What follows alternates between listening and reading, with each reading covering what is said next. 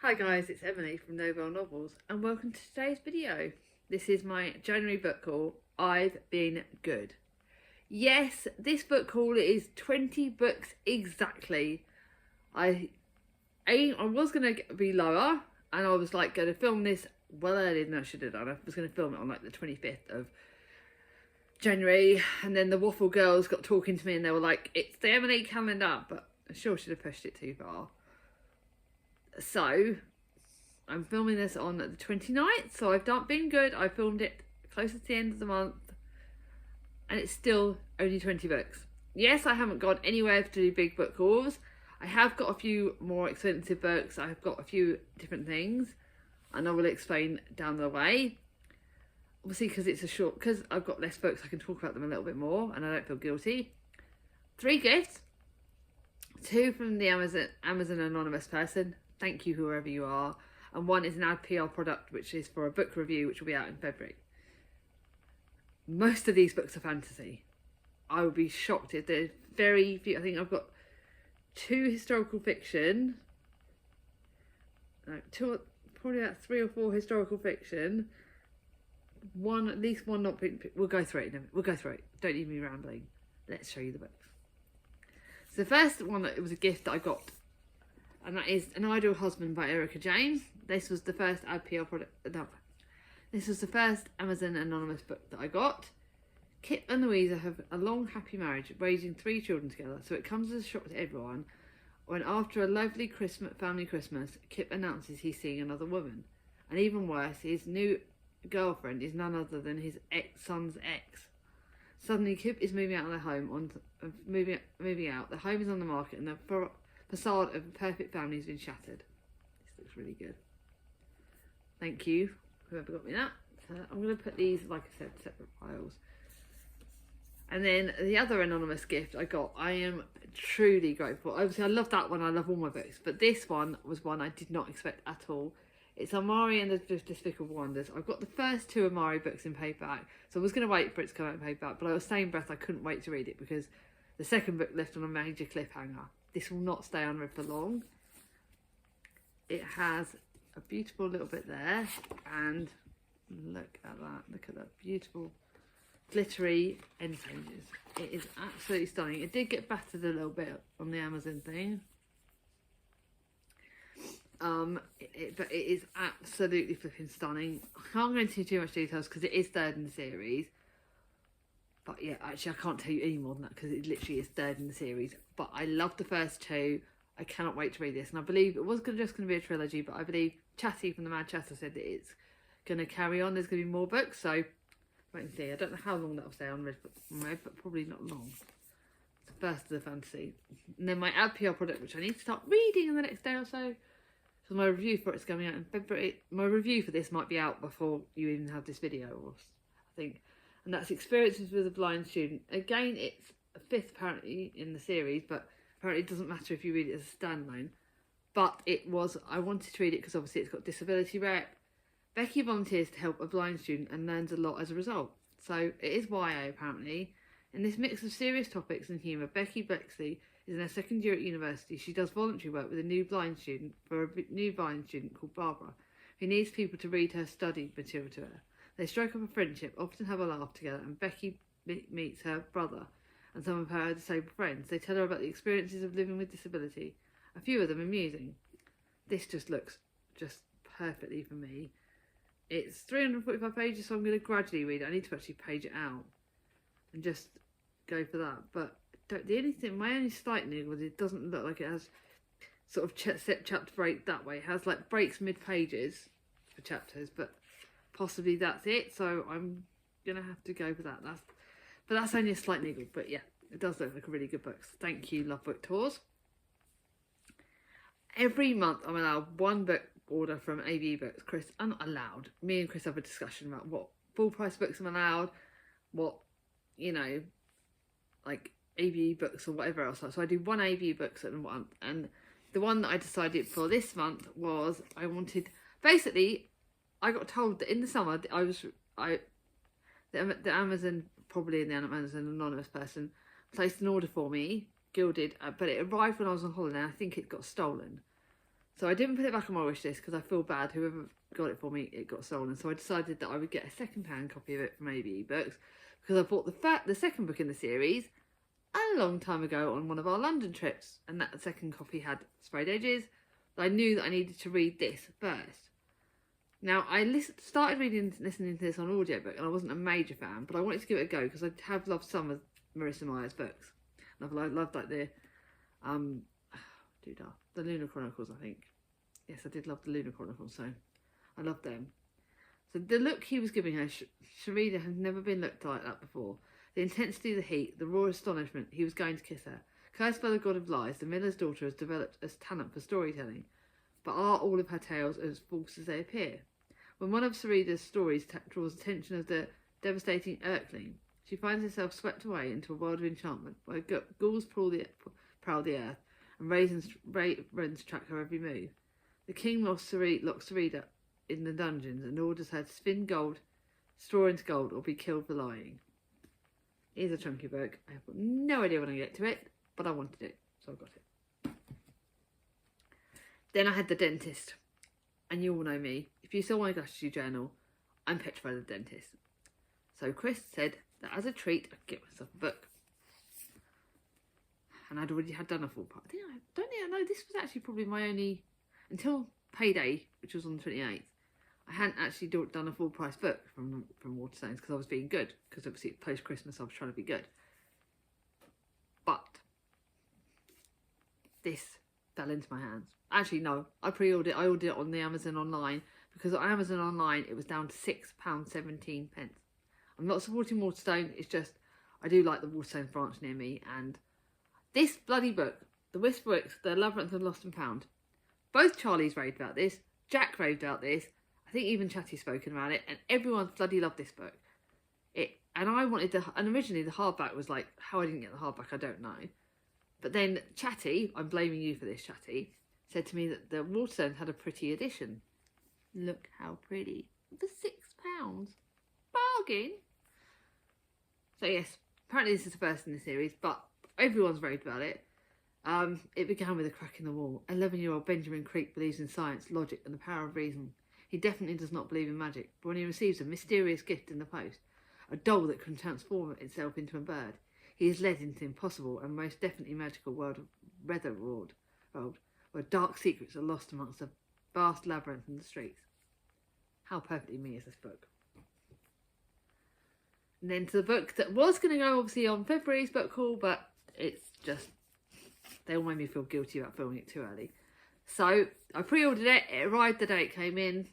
Carving Shadows into Gold by Bridget Kemner. It is the second book in the Forging Silvers into Stars. I believe she normally does trilogy, so this will be the second book. And again, I can't tell you too much because it's the second book. I was going to read it in March, but I think I might have to wait now till April because my March TBR has just got Mahusive. You'll be seeing soon why.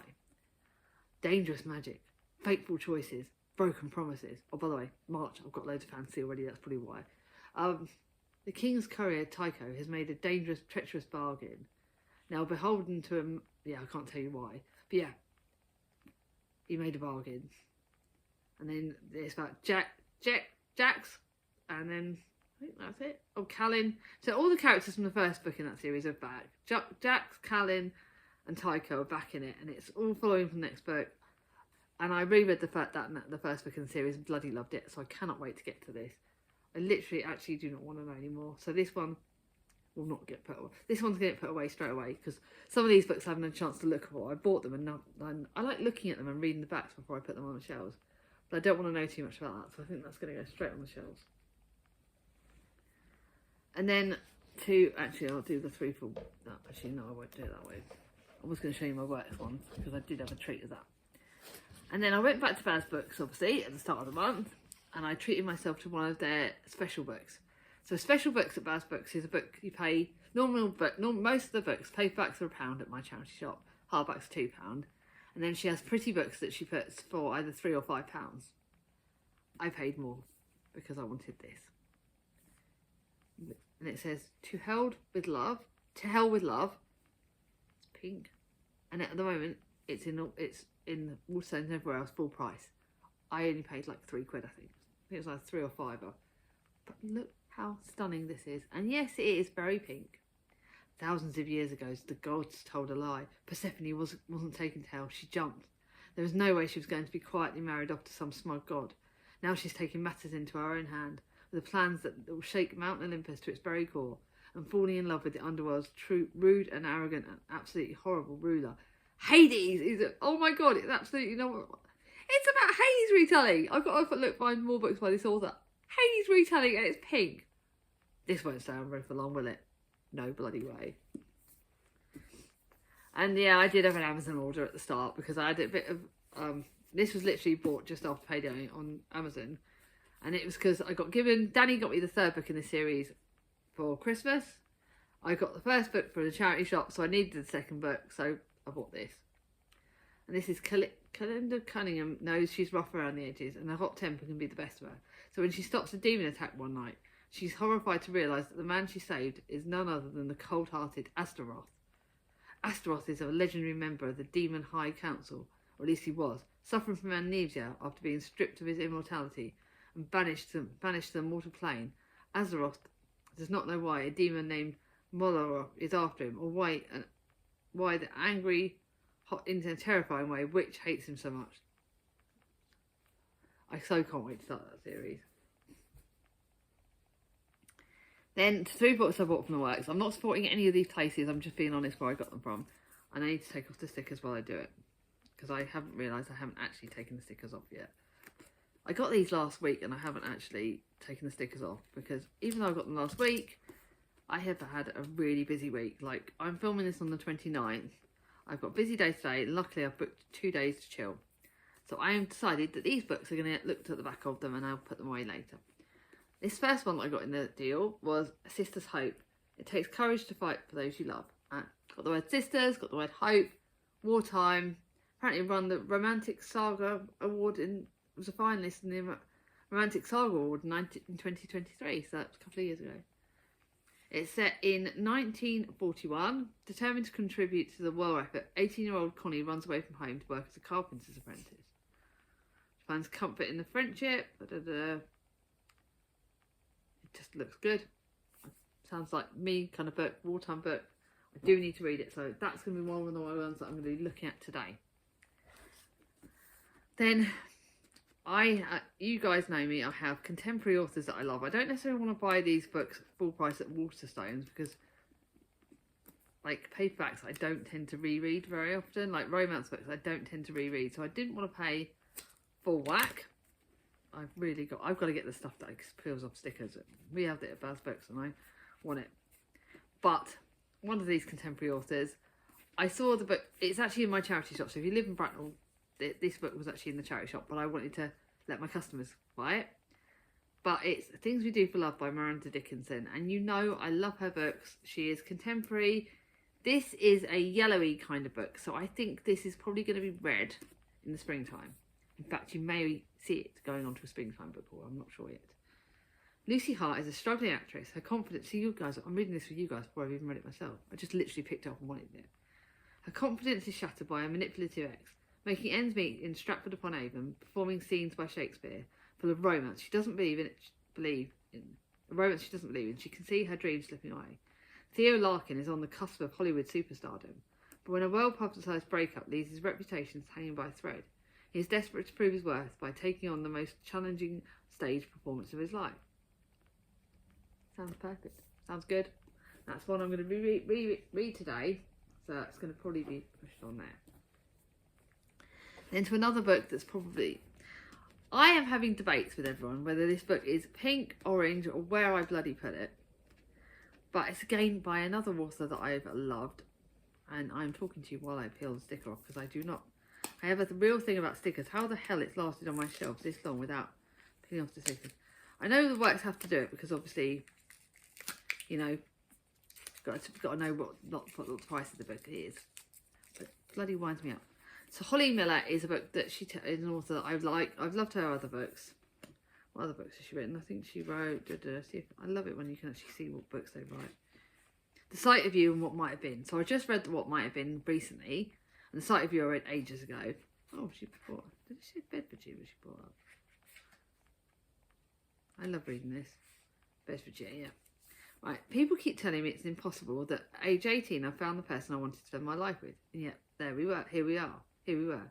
Childhood sweethearts, Neve and Jamie are inseparable from the moment they meet. Everyone knows that they will be together forever. That is until tragedy strikes and Jamie is torn from Neve's life. One street away, Ash is hit by lightning, and as he recovers, family members notice a drastic change in Ash, almost as if he's a different person. Yeah, grief could potentially get me, but I love this author's work. I'm going to read it. I just don't know quite where. Is that pink or red? That one. I think that one might go straight away, actually. No, I'll have a little look at it.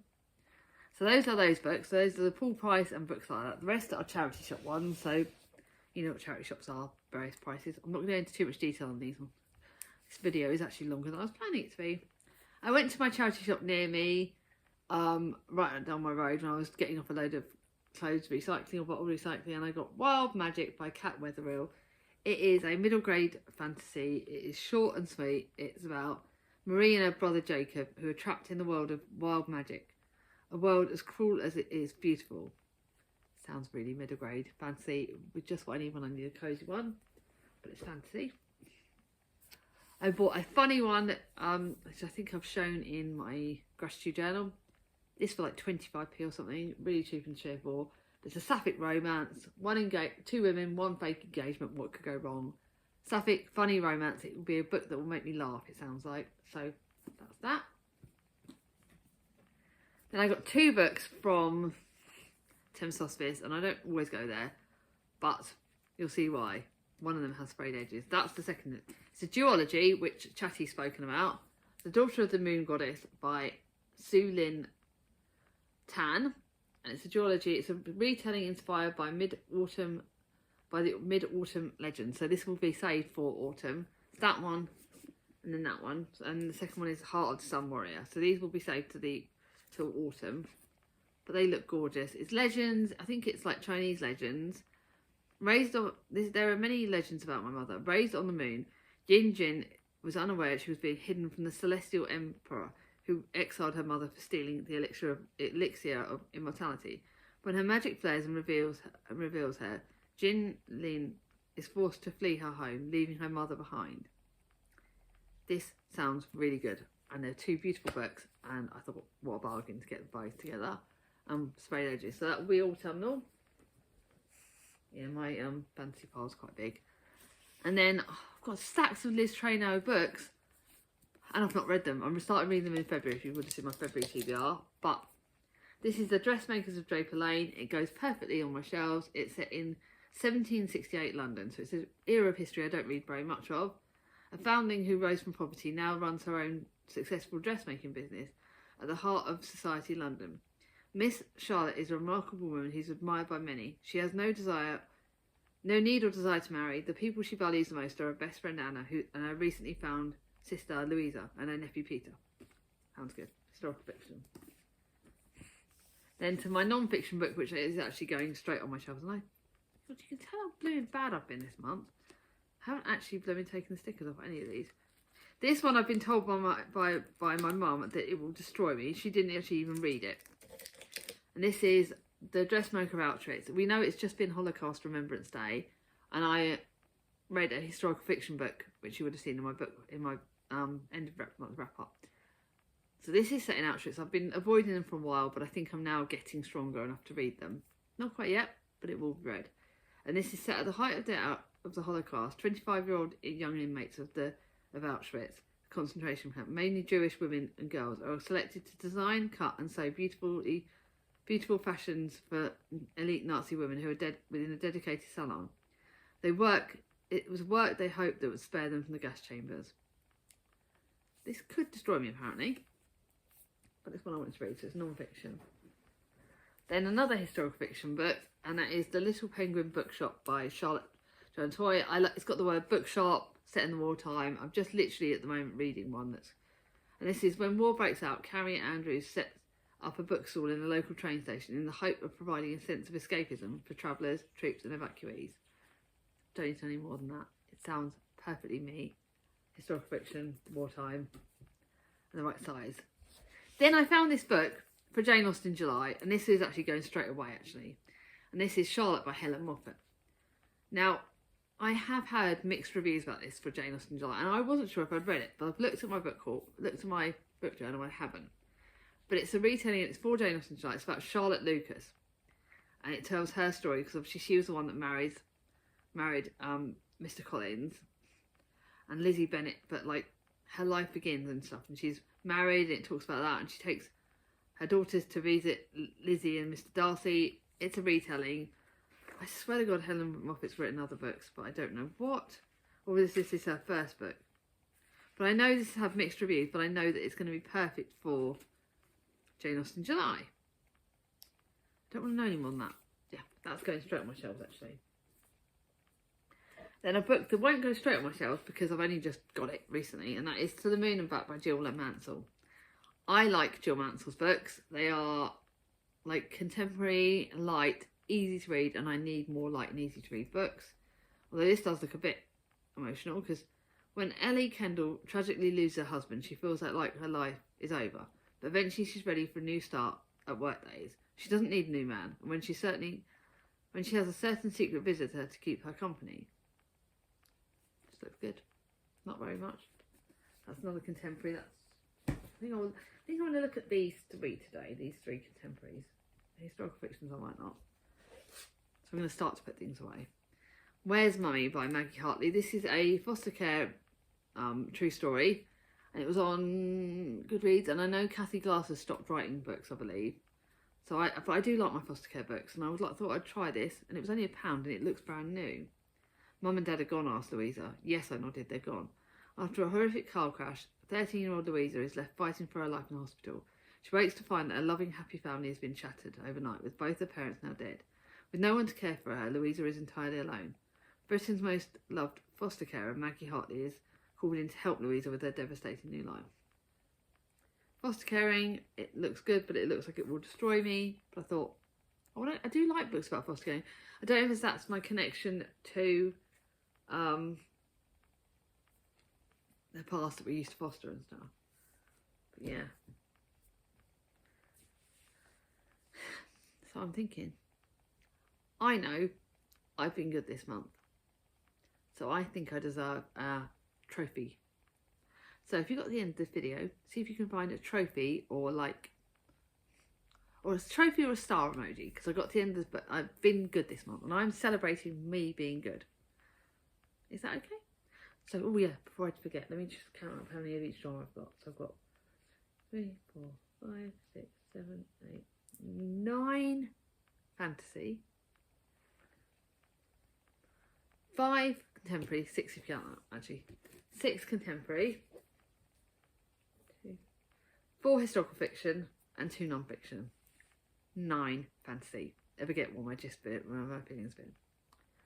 Yeah, let me know what you've been buying in January. Have you been good, or have you been treating yourself post-Christmas? We all deserve the treats. So, like I said, if you got to the end of the video, leave me a trophy emoji or a star emoji. If you like this video, give it a thumbs up. If you're new to my channel, not subscribed yet, ring on my ding-a-ling. And I'll see you all soon. Bye-bye.